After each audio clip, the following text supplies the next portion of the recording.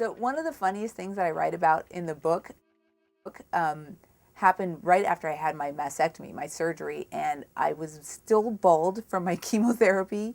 I had put on all this weight from the steroids I was taking, and I had my entire chest bandaged up, and I'm sitting in the hospital bed, and my husband walks in, and he looks so sad, and then in walks my ex-boyfriend, and they're both looking at me so sad, and then in walks another ex-boyfriend. So I've got these three men staring down at me, and I look like as bad as I've ever looked in my entire life.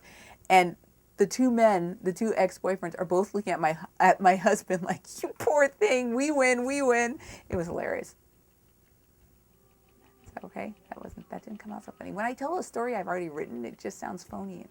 Right, because you've already thought about it 100 times. Yeah, and so it's all like, bleh, but that was funny.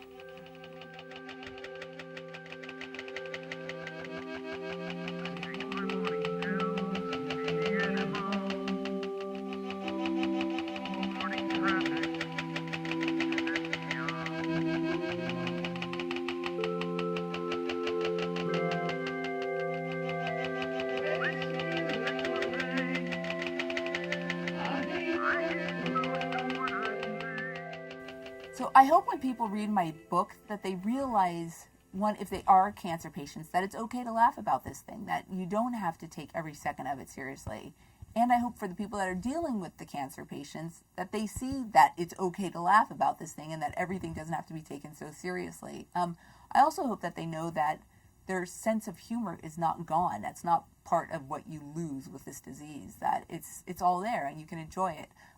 Plus, it's not really about cancer the whole time. I mean, very little of it's actually about cancer. It's about what happens to you or to a person, me specifically, when you're dealing with a crisis. People ask me often if writing the book was cathartic, and I guess it must have been, though. At the time, I didn't realize that it was. I thought I was just pretty much performing a service, getting this information out to people, but it became such a passion of mine. I mean, I was working on it several hours a day, so it must have been serving some purpose. I mean, I did it 5-6 hours a day. So yeah, I guess it is a cathartic experience, but writing memoir, I think, for a lot of people is just that, and reading it as well.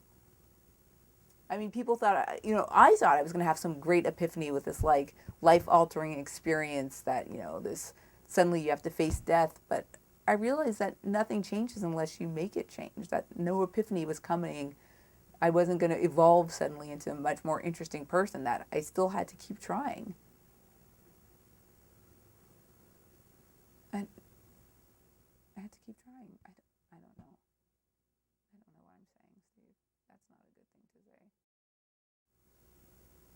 So one of the things I've learned is that people are capable of dealing with only so much, and that there's no point in getting mad at people who can't deal with what you're dealing with. I spent a lot of time being mad at people early on when they didn't give me what I needed them to give me.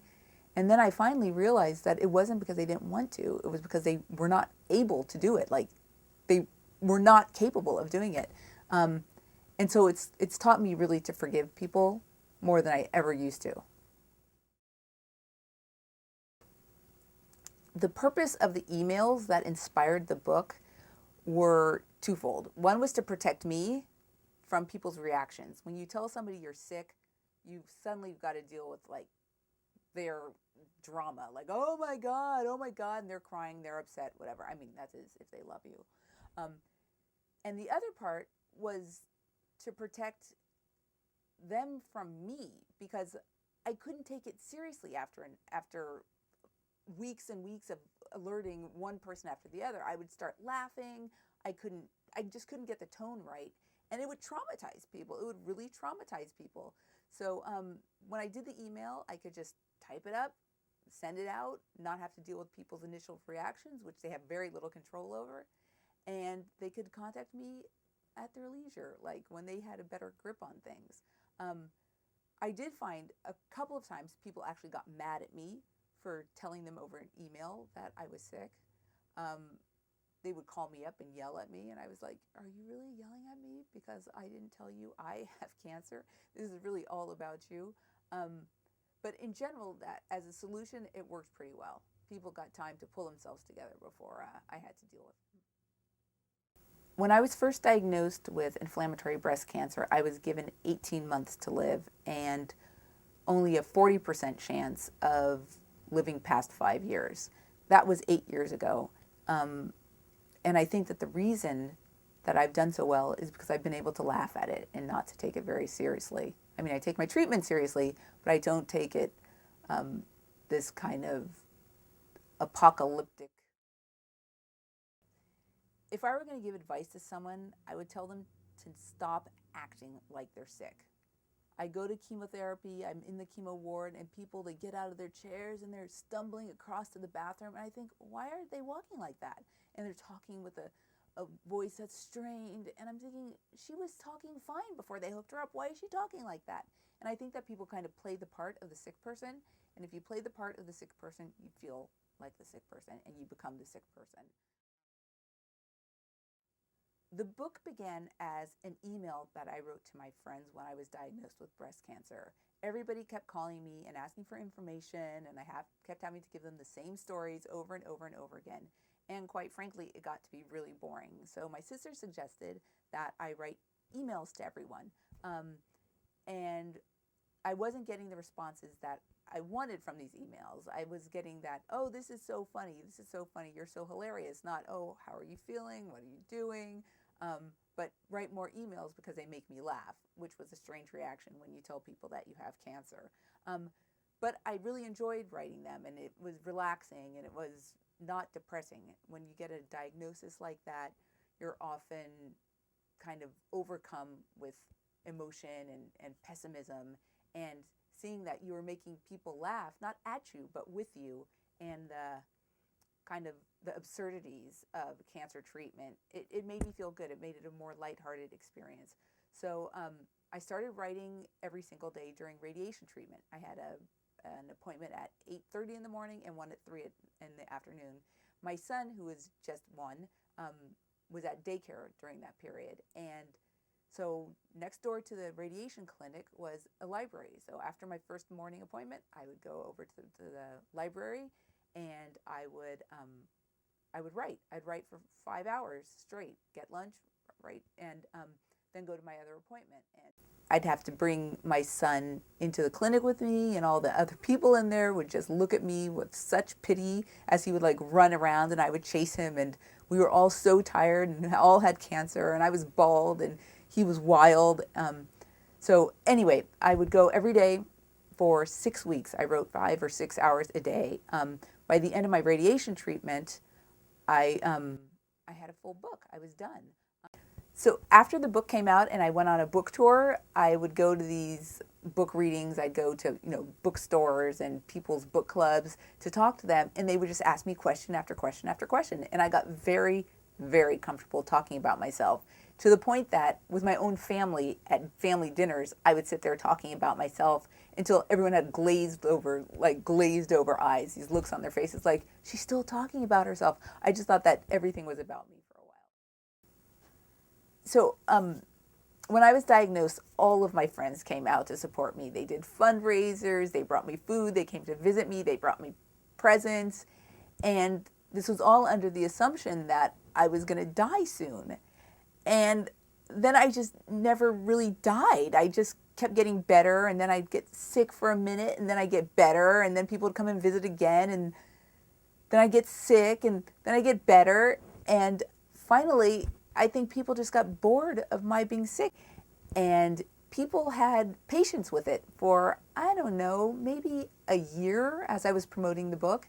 And my friends, while I was so terminally ill, and they were thinking, oh, this is our last chance, so let's listen to what she has to say. But then time just started passing, and more time, and months and years, and I wasn't dying. I wasn't even getting sick. And I think people just really got bored with me. They really lost their patience with my talking about myself all the time, and them coming to visit me and to support me and do kind things for me. So I think I kind of wore out my welcome with the whole cancer dying thing.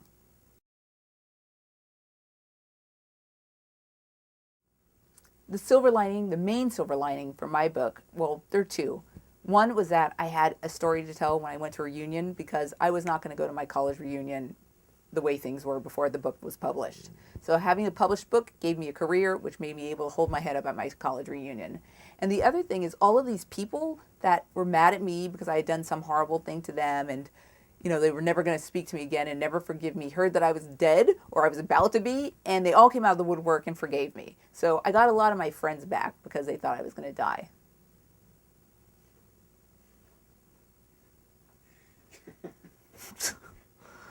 I take it both of those answers were completely tongue-in-cheek. No, they're both completely 100% true. 100%, no, 100% true. But I totally got my friends back. Okay, so I started journaling mainly because my son was just a year old and he wasn't going to remember me. And I'd seen that ridiculous movie with Michael Keaton where he dies, but before he dies, he makes all these videotapes for his kid. And then at the end of the movie, he's sitting there with Nicole Kidman, the baby's on the mom's lap, and they're watching the videos. And he's like, "It's daddy, it's daddy." So I just thought, I'm not going to make videos because I don't like seeing myself on screen. But I like to write, so I'll put these journals down and he can read them when he's older.